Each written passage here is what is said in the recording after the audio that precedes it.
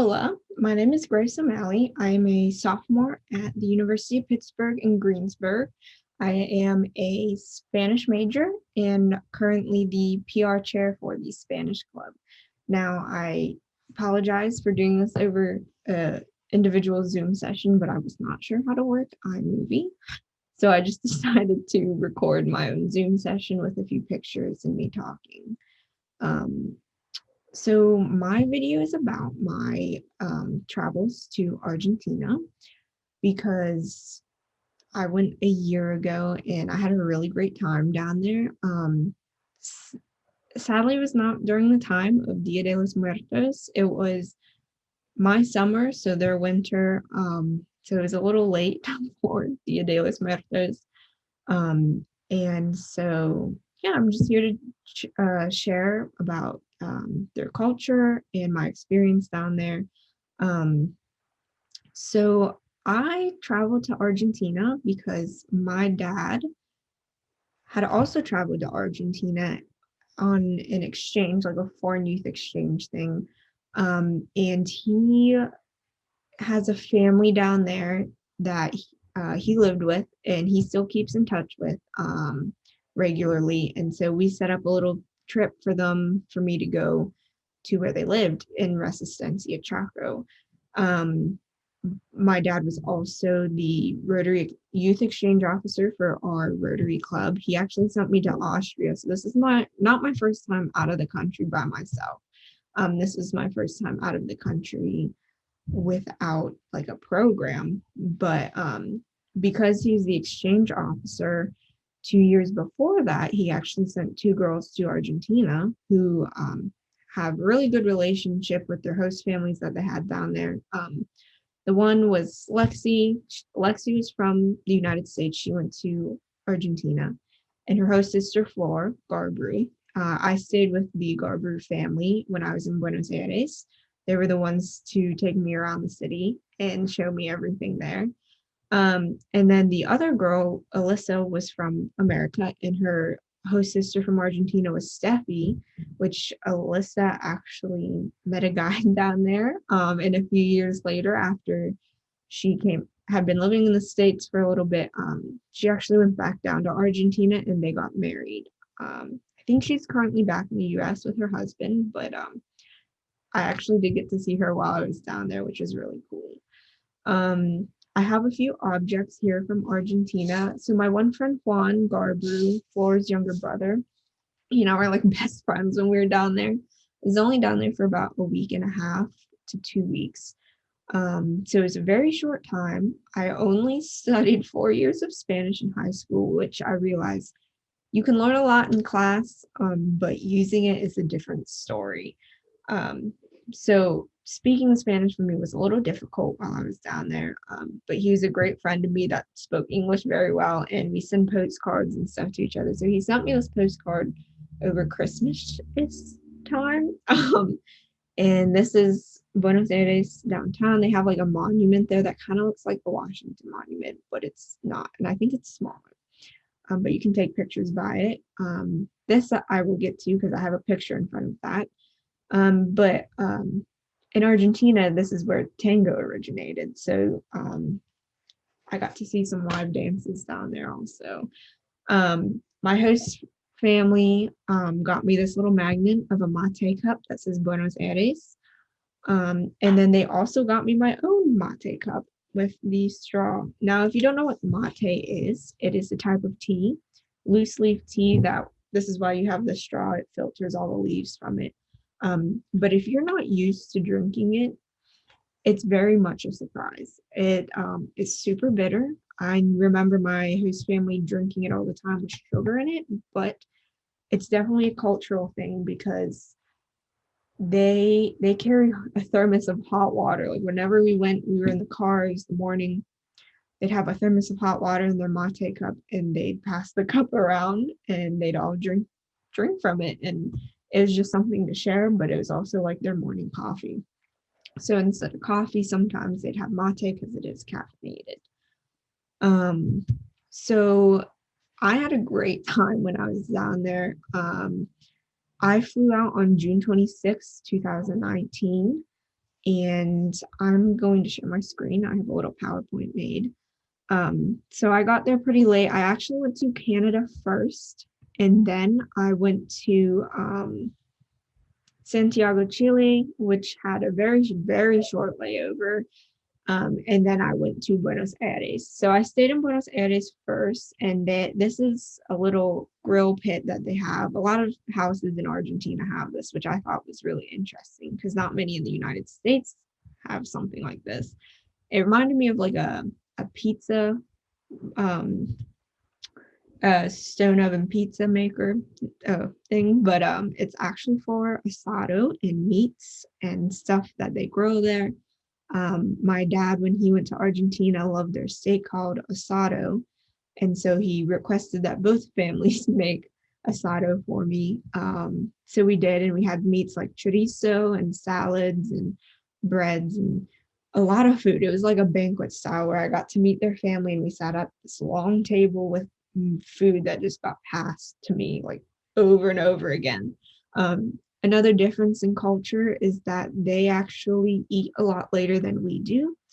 Every day they do have a tea time, probably around 4, 5 o'clock, maybe 6 also, um, where you do have tea and little snacks and cookies, but it's just to hold you over until later when you do eat a fairly large dinner. So when I was in Buenos Aires for a few days, then I flew out to Chaco, but then I came back to Buenos Aires. So these next few pictures are when I'm in Buenos Aires for the first few days. Um, the next picture that I have is me in El Caminito. This is in La Boca, Buenos Aires, which is like a neighborhood that's super colorful. There's a lot of shops there. This is where I saw uh, dancers in the street doing tango. They do have a lot of touristy shops, but they are by the river, I think. I don't remember quite where La Boca is. I do remember that there was water next to it. Um, but as you can see, just the buildings are so bright and vibrant, and there's people everywhere. And it was a great spot to see Argentina, or a part of Argentina, for the first time. Next, this is a picture outside my window on the plane. So after a day or two, I flew out on June 29th to Chaco Resistencia, where my dad's host family from when he was younger lives. Um, and they picked me up from the airport. And so Chaco is definitely a little lower class. The family that I did stay with were a little wealthier. You could tell the difference from the houses. But it's a little more country. It's smaller than Buenos Aires for sure. It's not as modern per se. Um, and this is my host family. So the one in the middle with her arm around me, that's actually my, I guess you could say, host grandma in a way. That's my dad's host mom. And Rodolfo is all the way on the left. That's my dad's host brother. So in a way, my host dad. His wife is the other woman on the right of me. And then I have my two host brothers on the very far right, and the second man from the left. And then I guess you could say my host cousin in the middle in the back there. Um, so that's what those are the people who picked me up. And we also had another day of asado, lots of food. I was very lucky because my host mom is a cake decorator and pastry chef, so she knows a lot about cooking. We had lots of good food. Um, Another thing I noticed culturally, and something that I have learned throughout my classes, is that you can tell the center of a city with these plazas, so usually with a statue in the middle of it also.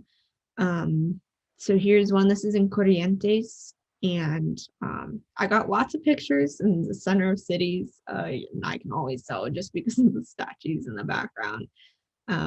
But I had a fun day with them that day. We went down to a little beach by a lake and saw some more things around Resistencia and Corrientes.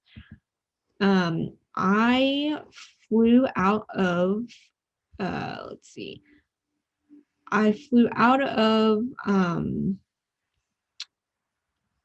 uh Resistencia on, what day was that? July 7th. And I went back to Buenos Aires to Floor's family. And what happened there was that someone had told my dad, like, oh no, I think it was Rodolfo. Rodolfo told my dad, like, no, she needs to spend more time in Buenos Aires. Like, there's more stuff to do there. But I had a great time in Resistencia with the family. It was great to meet people that my dad had spent time with when he was younger, and they were so happy to see me, and they missed my dad a lot. So I'm hoping to go back and visit them with my dad at some point. So I went back to Buenos Aires. And then a few days later, it was actually their Independence Day on July 9th. Um, yes, this picture looks a little scary. It was a little scary for me. There's a lot of military personnel in the streets, but it's just because they have a military parade and the civilians are allowed to go out and take pictures with them. There were a bunch of kids climbing on tanks, so that was a little scary for me. I'd never seen that before. So we got some pictures with people with very big weapons.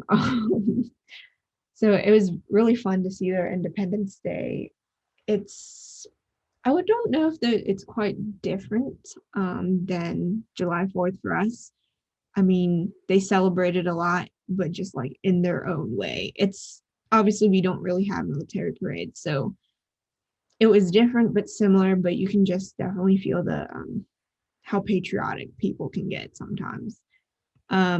This is the Pink House in Argentina. This is where the president works and lives. I thought that was really cool. My dad always talked about that also. Um, this was also a cemetery that we saw, which sounds really weird, but it was something that we went and saw. But this cemetery is so big with these little buildings that they actually have a map when you walk in, so you don't get lost, because you can get lost in there. They also have a bunch of cats that take care of the mice and animals, so it was really funny seeing a bunch of cats crawling around these tombs. So that's Alyssa. That's the one exchange student and her husband now. They had both been living in Argentina. I think she's back in the States recently. But where we are is actually a theater, an old theater that was turned into a bookstore, and the stage behind us is actually a coffee shop. So that was really interesting to see. And my friend Juan was the one who recommended that because he thought I would really enjoy it, which I did. The next picture I have is, so this is what I showed on the postcard. This is called the Florales Genérica, which is in La Plaza de las Naciones Unidas. This is actually a sculpture from an Argentinian artist, and the flower actually opens and closes, I'm fairly certain, with like the light, dawn, dusk, certain times. I think I missed it when it was closing. So, but that's my one host dad in Buenos Aires, and we had a lot of fun going around the city that day. This is another famous thing that we saw. This is a bridge. It's called El Puente de la Mujer, and is actually supposed to represent a woman and man doing the tango. I got to walk across this bridge, which was also really cool. I did not see what it was supposed to represent at first, but I get it. I mean, at the same time, I'm not one for abstract art either. So at first I was just like, it's a bridge, but it was really cool and very interesting to learn about. And so on July 11th, I flew home. These are the Andes Mountains that separate Argentina and Chile. Again, I stopped in Santiago and then went to Canada and then back home. So I had a great time in Argentina, and I think I've had a fairly different experience just because I got to live with families from there. So yes, when I went to Austria, I did live with a family, in Austria, and I got to learn the cultures and everything. But I got to live with two different families from two different places. So Chaco was more country, Buenos Aires was obviously more city. But I enjoyed my trip so much, and looking through these pictures, I want to go back soon. Like I just want to travel and see these host families again, even though like I had kind of known them already. But there's some other cultural things, especially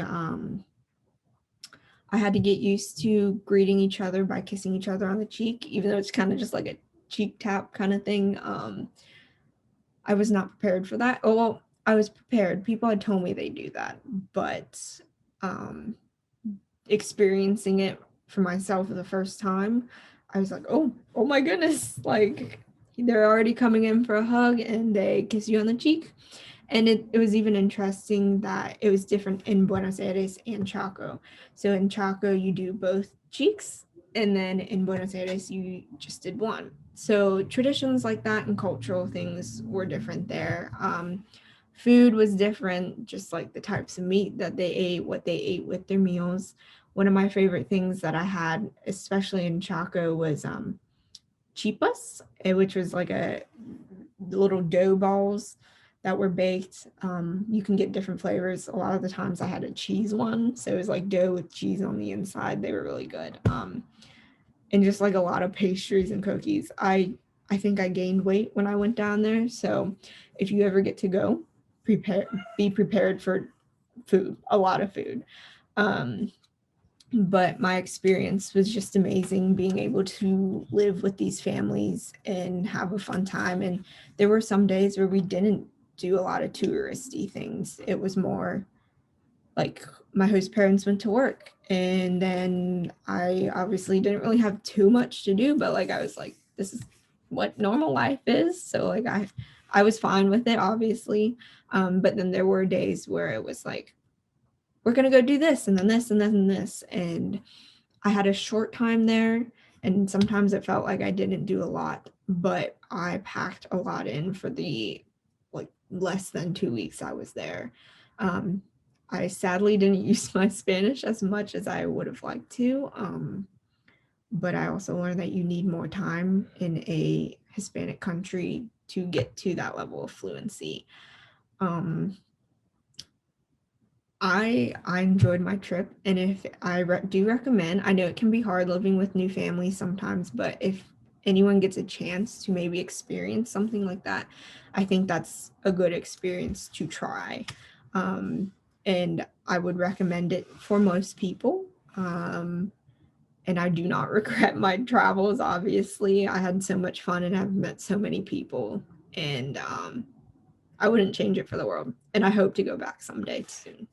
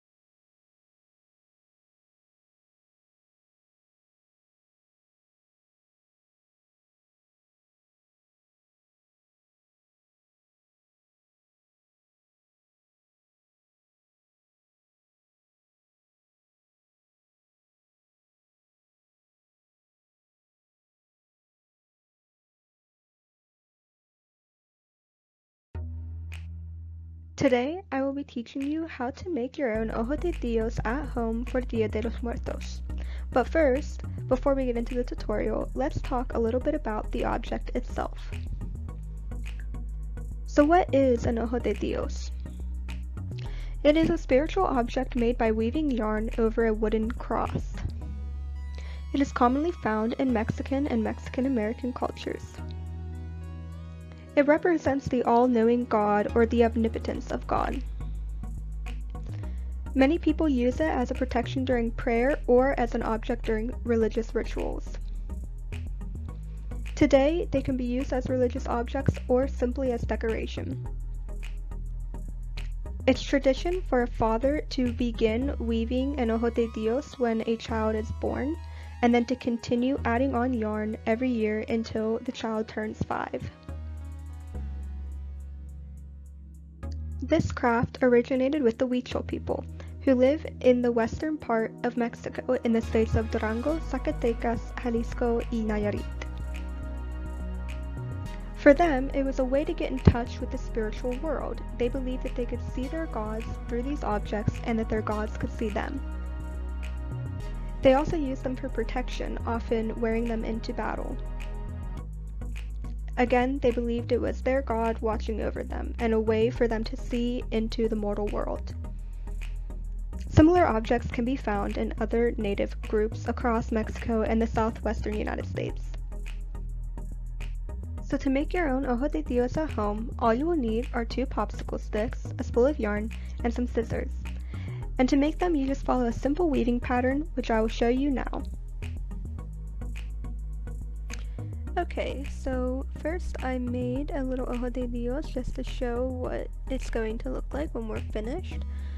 You can see I added some tassels and a little hoop at the top to hang it up somewhere. So yeah, this is what we're working towards. And all you're going to need are 2 popsicle sticks. I have 2 little ones, so my Ojo de Dios are going to be kind of tiny today, mini. You need a pair of scissors, and you need some yarn, and you can have either one color yarn, as many colors as you want. I'm just going to use these 2, yellow and red.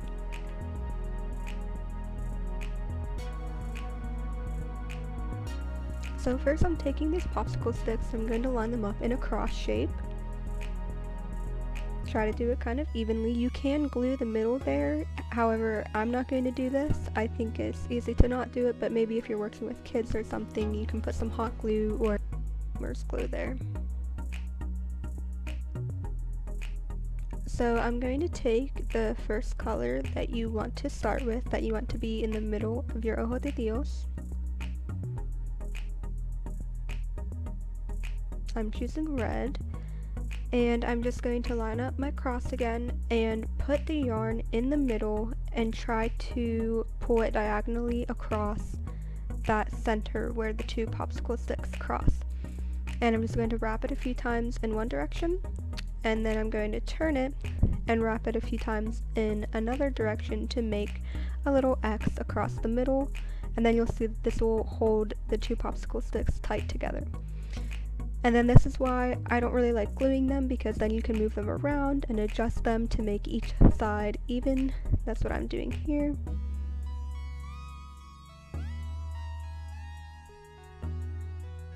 Okay, and once you've lined everything up, now we can start with the weaving pattern. So what I'm going to do is go under, over, and then under the next little point, and then over, turn it, go under the next point, over, under the next point, and over, and you just continue this, and your yarn will start to creep up each side of the popsicle stick. So it's under and over, pull, under and over, pull, under and over, pull, under and over, and you just keep going.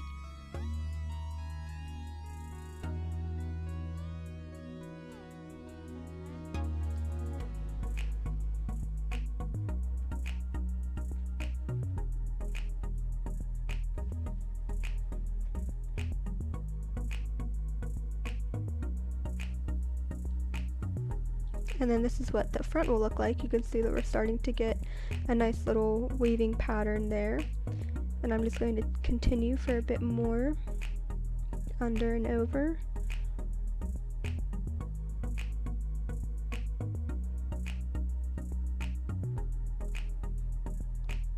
And you can see I'm just adjusting the size. You can pull them down so that you have more room and so everything is more close together.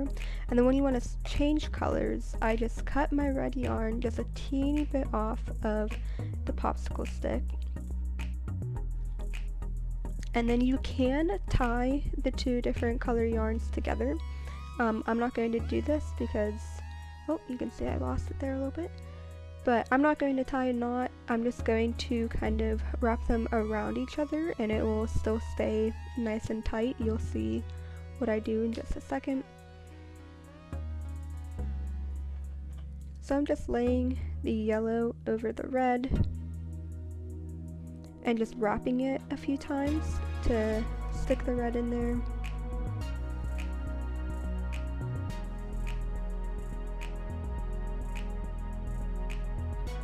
And once I do that, I'm just literally going to continue the same pattern, under and over, under and over, pull to the next side, under and over, under and over. And you can see when I go back, those little pieces of yarn are hanging out, but with this new color, I can just wrap them over top and you'll never see them. You'll never know that they were there.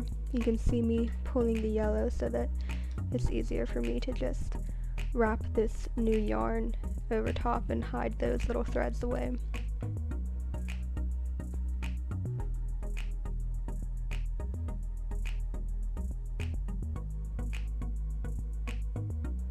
So I just keep going under and over.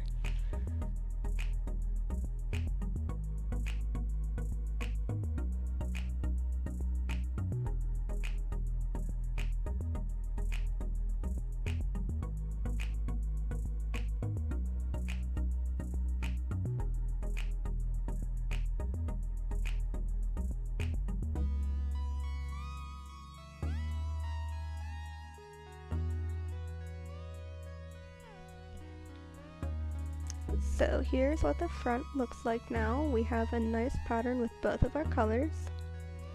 I'm going to keep going just a little bit more and then finish up here.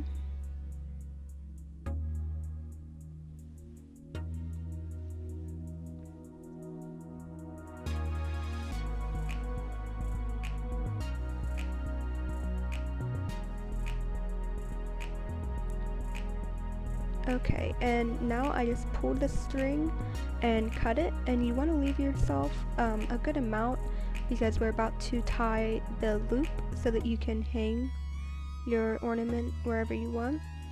So here I'm just going to tie a knot by using my finger to make a little hoop and then put the string through.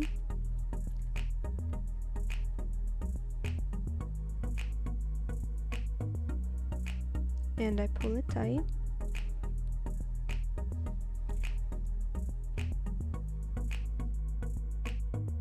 Once I've tied it, I'm going to make a little hoop.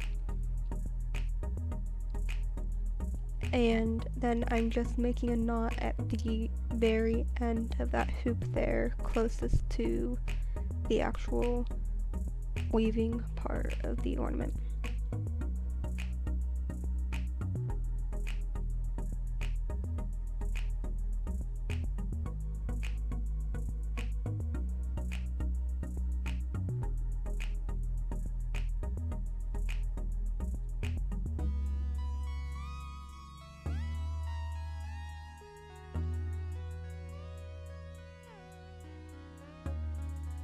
Okay, and there, I'm just pulling it tight, I'm just adjusting it a little bit, moving the yarn down so that it's all tight together, and here we go. Here's, oh, I dropped it. Here's what it looks like from the front. Now I'm going to make the tassel, and this is completely optional. You can completely end here and skip this part, but if you'd like to make a little tassel, you're going to need some type of credit card or square object that you can wrap yarn around. And then I took a piece of red yarn, a generous amount, and put it at the top of that card. And now I'm going to take whatever color I want that the main part of the tassel to be. I want yellow, and I'm wrapping it around the card about 15 times, since these are going to be small tassels for me at least. I'm just wrapping it around, keeping that red string at the top hanging loose.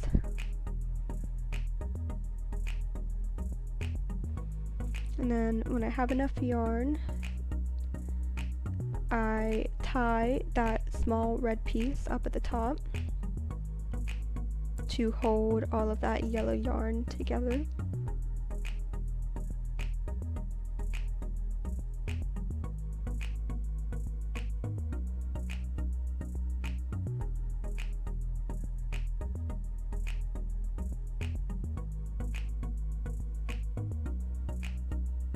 And now I'm going to take my scissors and first cut that long piece of yarn, and then this is why I recommended having some type of rectangular piece of paper or card, and I'm just going to cut along the bottom of that card, the yellow yarn, to kind of cut it in half. And now you have a little palm, and you can kind of pull it, straighten it to how you want. I'm adjusting it here to make the red piece more in the middle. And then to attach it onto my Ojo de Dios, I'm going to work from the back side. I'm just going to pull that red yarn around and just tie a knot and tie it onto the bottom or wherever you want to put the tassel.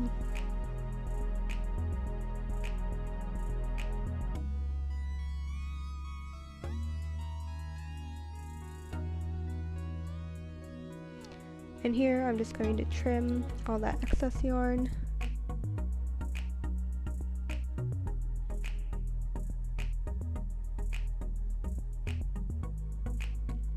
I'm taking a little bit off of the top there too. Now I'm just going to pull the tassel into place, and there is my completed Ojo de Dios. And here is a finished product of both of them. I think they look great. I think this is a great craft that you guys can do at home or with your kids, just a little bit to decorate for the Day of the Dead.